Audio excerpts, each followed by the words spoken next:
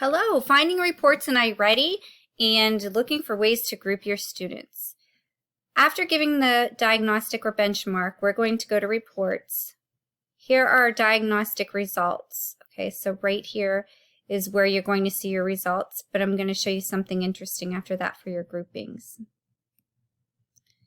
Okay, I'm going to go into kindergarten into Caitlin's, and I want to make up the point that kindergarten, you aren't going to see red when they first take this benchmark because we are not 2 or more grade levels below to be able to track that yet as they are in kindergarten. So the yellow, and when we see emerging K, that's how we've marked them the state level for being off track, looking over their scores through IReady, just so you know that if a parent asks.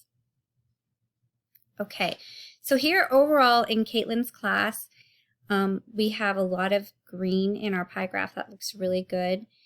I'm going to show you how you can organize this though and then export the reports. If you want to organize it by alphabetically, you can go to that top arrow. If you want the names with the end of the alphabet first, you can click on that bottom arrow.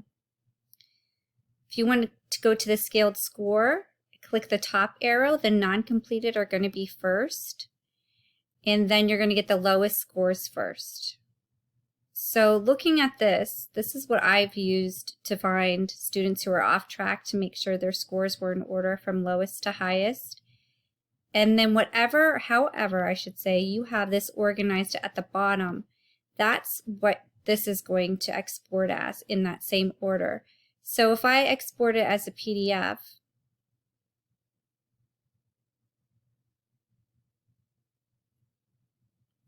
you'll see it looks exactly like it did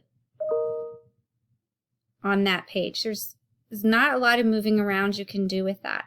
But let's go back here, and this is what I really use a lot, is that CSV file.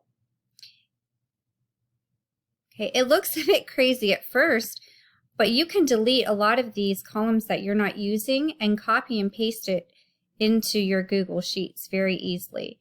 So I'm going to just get rid of first these not completed students so we can look at some data in some ways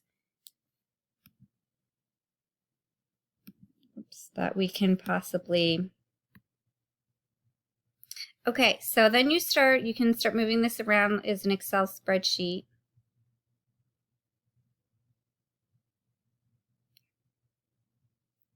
It's kind of, there we go. Okay, so I'm going to draw these names out larger, their score. I don't need the rush flag, so I'm just going to delete that column for that. Yeah, so over here, if I don't want to see their high frequency or whatever they're doing there, it's a long document. But what I am interested in is their Lexile level and their percentiles. So I'm actually going to be deleting all of these columns from C to R, and I'll right click and hit delete, and then they'll come together.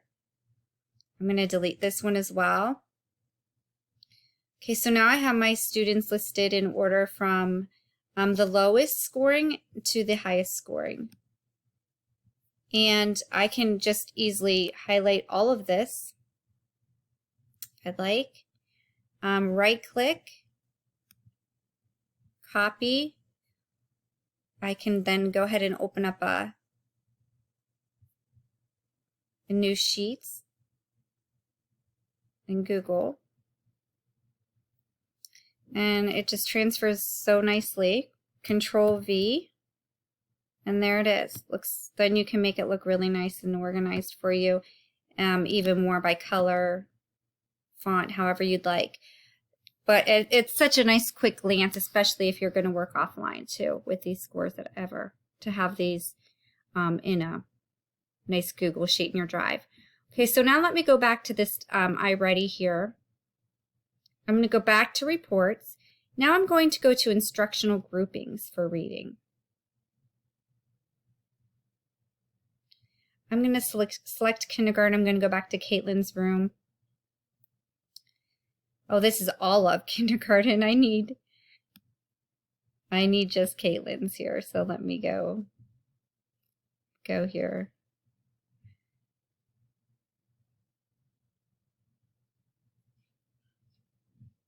Oh dear, I don't know how to get just Caitlin's, but Caitlin, this would be just your kids because you wouldn't see all of kindergarten. So if you notice here, it breaks it into the groups for you, and it will break it down into domain even on what they need help with and why they were grouped in that certain way. So group 1 has our emerging K. They're going to be our kids that need a little bit more work, a lot of phonics, it looks like here, this domain, phonological awareness here, and a lot of vocabulary I'm seeing for this group. But if you open up the description, it tells you right there that it's the phonics and limited vocabulary, but you can see it clearly in that chart too. So here is the easiest way to group your kids instead of going through that data. But it's also nice to have that data and that ease of having it in your drive if ever you want to copy and paste that as well. Now don't forget then you also have your toolbox. So if you go to Assess and Teach, this teacher toolbox and these tools for scaffolding, they have lessons right in there for you. So if you need a lesson on phonics, go right in your Assess and Teach, and these resources are wonderful. I'll cut it short now, and if you have any more questions, you guys let me know.